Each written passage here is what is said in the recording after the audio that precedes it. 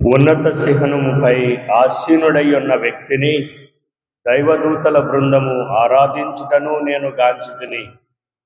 వారందరూ ఏకమై స్తుతిగీతములను ఇట్లు పాడిరి. ఇతని రాజ్యాధికారము నిత్యము ఉండును. పితా పుత్ర పవిత్రాత్మ నామమున మన ప్రభు అయిన యేసుక్రీస్తు కృప, సర్వేశ్వరుని ప్రేమ, పవిత్రాత్మ సహకారము మీ అందరితో ఉండునుగాక. ప్రియమైనటువంటి సహోదరి సహోదరులారా, గడచిన రాత్రంతా మనల్ని సురక్షితంగా కాపాడినటువంటి దేవునికి కృతజ్ఞత తెలుపుకుందాం. ఈరోజు మన యొక్క ఆలోచనలను, మనం వేసే ప్రతి ఒక్క అడుగు, మనం చేసే ప్రతి ఒక్క పని, మన యొక్క పిల్లలను, మన యొక్క పాడి పంటలను దేవుని యొక్క కృపలో ఆశీర్వదింపబడాలని ఈ దివ్య బలి పూజలో ప్రార్థన చేద్దాం. ఈరోజు దేవుని యొక్క సందేశం, దేవుని యొక్క సువార్త సుశేష పట్టణంలో క్రీస్తు ప్రభు సుంకపు మెట్టుగాడ కూర్చున్నటువంటి అల్ఫాయి కుమారుడైనటువంటి లేవి మత్తయిని నన్ను అనుసరింపుము అని వానిని పిలిచెను. నన్ను అనుసరింపుము. అప్పటి వరకు ఈ సుంకరి అయినటువంటి ఈ మత్తయితో ఎవరు అంతగా స్నేహంగా మాట్లాడినటువంటి దోకాలు లేవు. ఎందుకంటే ఆ రోజుల్లో సుంకాన్ని కలెక్ట్ చేస్తున్నటువంటి వారిని సంఘద్రోహులుగా పరిగణించేవారు. ఎందుకంటే అధిక సుంకాన్ని వాళ్ళు వసూలు చేసేవారు. మొట్టమొదటిగా రోమన్ సామ్రాజ్య చక్రవర్తికి సుంకాన్ని వారు వసూలు చేసేవారు మొట్టమొదటిగా.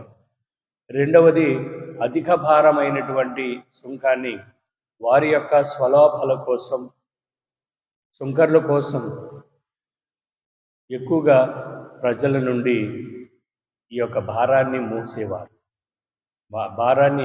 మోపేవారు. అందుచేత వారు పాపులుగా, సంఘద్రోహులుగా వారిని పరిగణించేవారు. మరి అటువంటి వారితో ఎవరైనా ఆప్యాయతగా పలకరిస్తారా? అటువంటి వారితో ఎవరైనా స్నేహం చేస్తారా? అటువంటి వారిని ఎవరైనా సరే సంఘంలో జరిగేటువంటి శుభకార్యాలకు వారిని ఆహ్వానిస్తారా?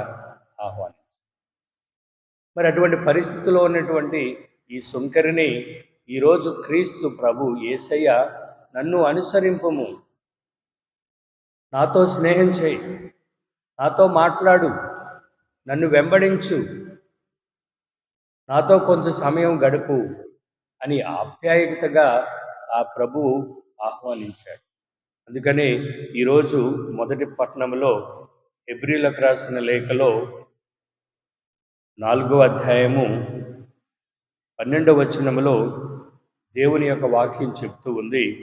దేవుని యొక్క వాక్కు సజీవమును చైతన్యవంతమైనది. అది పదునైన రెండంచుల ఖడ్గము కంటెను పదునైనది. జీవాత్మల సంయోగ స్థానం వరకు, కీళ్ళు మజ్జ కలియు వరకు అది ఛేదించుకొని పోగలదు. మానవుల హృదయములందరి ఆశలను, ఆలోచనలను అది విచక్షింపగలదు.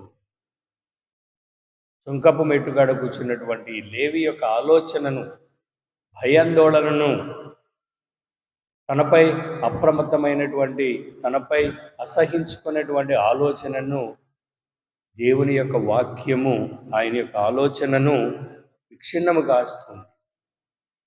ద్వారా ప్రియమైనటువంటి సహోదరి సహోదరులారా, దేవుని యొక్క వాక్యాన్ని ధ్యానించుకోవడానికి, క్రీస్తు ప్రభు యొక్క శరీర రక్తాలను భుజించడానికి వచ్చినటువంటి మనము కూడా ఈరోజు ప్రభు లేవిని ఏ విధంగా అయితే ఆహ్వానించారు, నన్ను అనుసరింపుమని లేవీని ఆహ్వానించారో ప్రభు మనల్ని కూడా ఆహ్వానిస్తూ ఉన్నారు. నా మాటను ఆలకించండి, నన్ను అనుసరించండి, నా వాక్యానుగుణంగా జీవించండి, నేను ఇచ్చినటువంటి ఆజ్ఞల ప్రకారం జీవించండి, నా కృపలో జీవించండి, నా యొక్క దీవెనలు ఎల్లప్పుడూ మీతో ఉంటాయని ప్రభు అభయమిస్తూ ఉన్నాడు. మరి అటువంటి ఆహ్వానాన్ని స్వీకరించి ప్రభుని వెంబడించడానికి మనము ఈ యొక్క దివ్యబలి పూజలో యోగ్యరీతులుగా పాలుపంచుకునేటువంటి అనుగ్రహాలు ప్రభు దయచేయాలని మన యొక్క చేసినటువంటి పాపాలు ఒప్పుకొని సర్వశక్తి గల సర్వేశ్వరుని చెంతను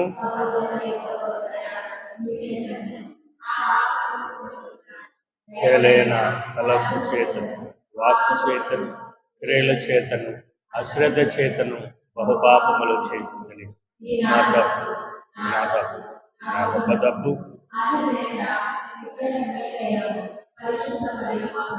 సకల దూతలను, నీతులను, సహోదరులారా,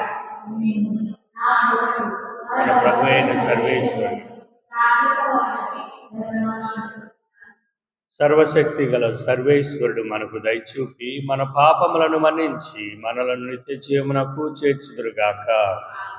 ప్రభువా దయచూపము, క్రీస్తువా దయచూపము, ప్రభువా దయచూపము. ప్రార్థించుదాం. ఓ సర్వేశ్వర,